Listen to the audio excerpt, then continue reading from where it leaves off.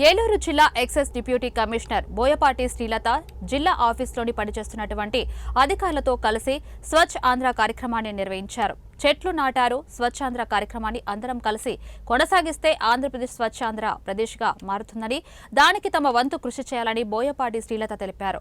Plastic ని నివారిస్తూ jute బ్యాగ్లను వాడి భావితరాలకు స్వచ్ఛాంధ్ర ప్రదేశ్ ని అందించాలని ఎక్సైజ్ డిప్యూటీ కమిషనర్ శ్రీలత సూచించారు.